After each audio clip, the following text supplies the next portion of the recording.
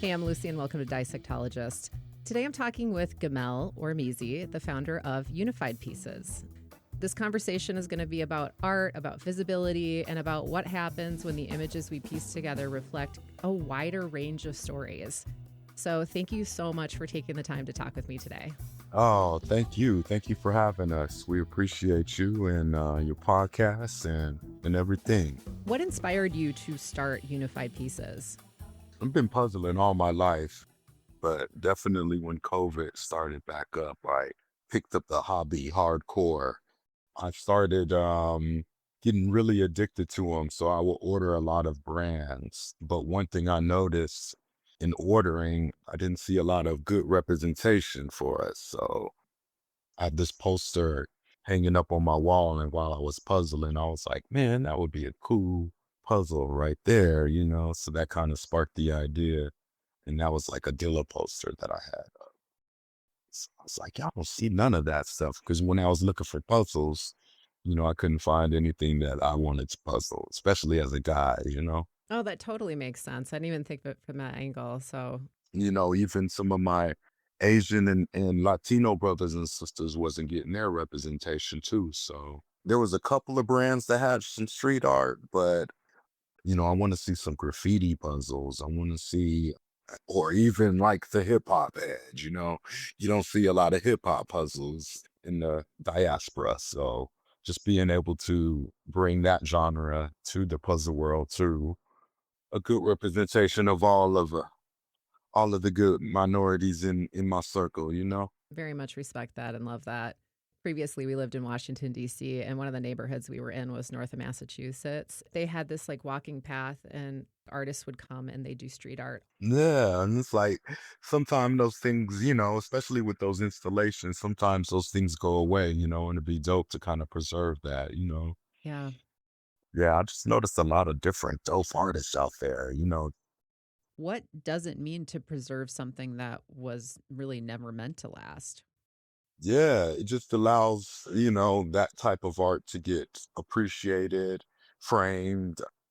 When I look at my walls, it's like a whole bunch of street art, and it's nice to put that in front of other people's, especially with local artists, sometimes it only stays within that region. So to be able to put worldwide eyes on those kind of artists is really important to me also.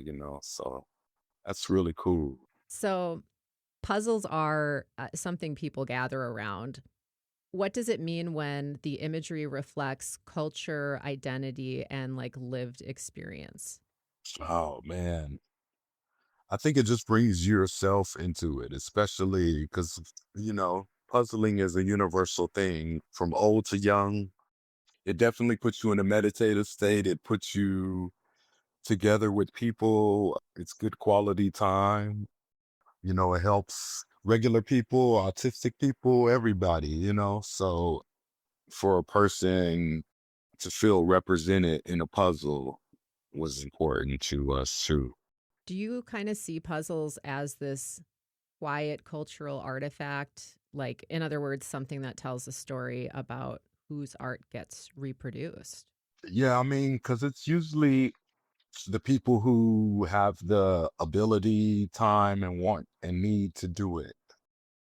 I was blessed to be able to be in a position as a graphic designer and a puzzle lover and a minority myself to just kind of there's other minority puzzle companies. There's about 10 of us. Okay. So I kind of got inspired through them and just kind of wanted to put my spin on it as far as like the male guy from Oakland, from a black guy's perspective, a minority guy's perspective.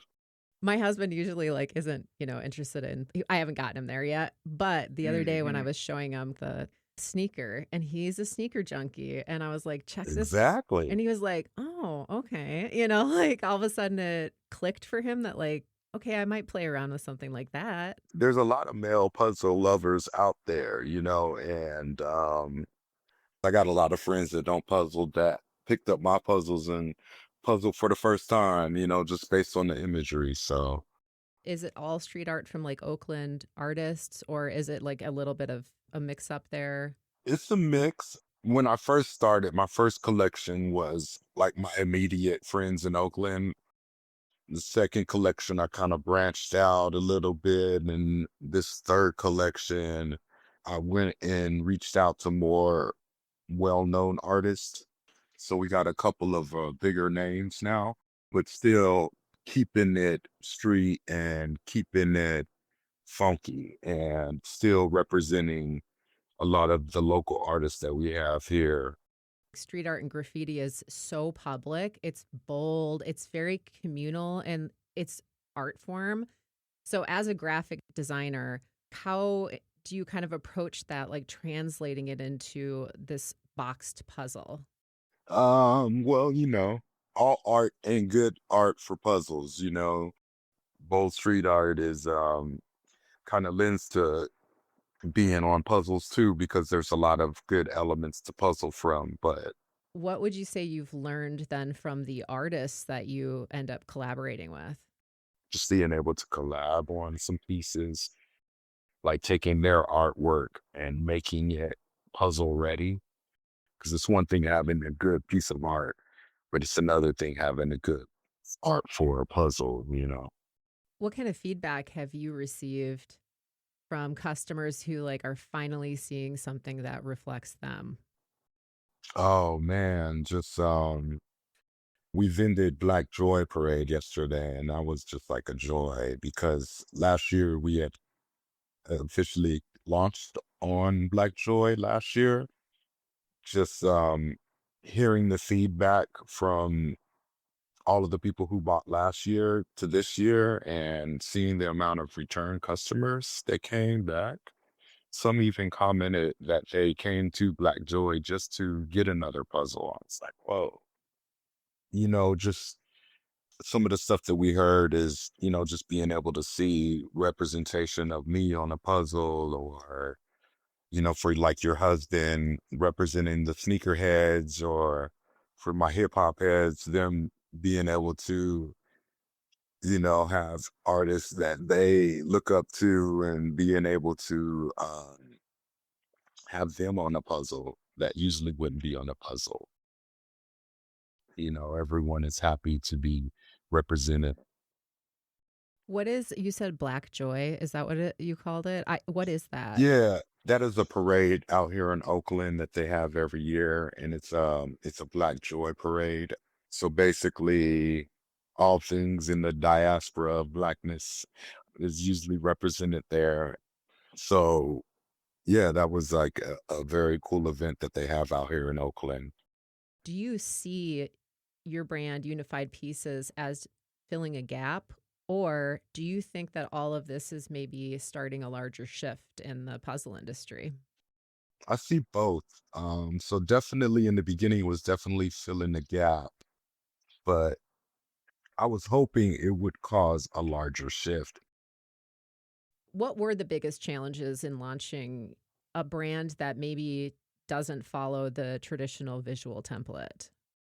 The biggest challenges really came from a lot of the artists that I started off with just kind of had faith in the idea, and I didn't have money to pay them in the beginning.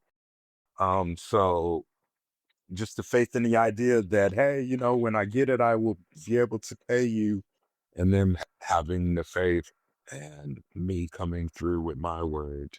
It's about have a Uh, little faith in me. uh, Very nice voice. Thanks. What do you hope someone feels when they place the very last piece of a unified pieces puzzle? One, satisfaction, and two, awe at the colors in the picture and the saturation, the look and the touch of everything. I end every interview with the same three puzzle questions, and there are no right answers here, but sometimes people have a very strong opinion one way or the other on these. What is your favorite puzzle size by piece count? I would say most of my puzzles are thousand piece. but I've been leaning more towards 500 now, just based on time. But before I was hardcore into 1,000 pieces. It does feel good to throw a 500-piece puzzle down and get it done. Like, whew. We're starting to come out with a lot of 300-piece snap puzzles too. So those ones are starting to lean on me more now too. Are those just for like the children's line, or do you do some of those for the adult prints too? So we have two shoe puzzles. One's a 300 and one's a 650, Okay. which is another good size too, and that's our square puzzle. It's kind of like a good in between a 500 and 1,000. Sweet spot. Sweet spot. All right. Question number 2. You are finishing a puzzle and you realize that, oh no, one piece is missing. What do you do? Get mad. No. Well, hopefully, the company has a missing piece policy like we do, because I know that feeling, man, because, I'm a completist, so It happens, even to big brands. it happens. Because the type of machines that they have, it's kind of like a wind blower that kind of mixes up the pieces after it gets cut. Interesting. Yeah, I've heard people say, "Oh, there's an extra piece in mine," and Well, that's just a bonus then. yeah, that's the magical piece. It's the golden piece. Exactly. Well, like antique puzzles, they'd have an estimated number of pieces on the box. Estimated. Hmm. All right. The third question is, you open a new puzzle and some pieces are stuck together. Do you leave them assembled or do you pull them apart and mix them in? It just depends. I know some people will really shake the box and be able to do that, but any kind of head starts that I have, I'm definitely gonna take them. So I'll definitely leave them together. One, it shows a good quality puzzle. Two, if the pieces are still stuck together, that means it's going to be a good tight fit.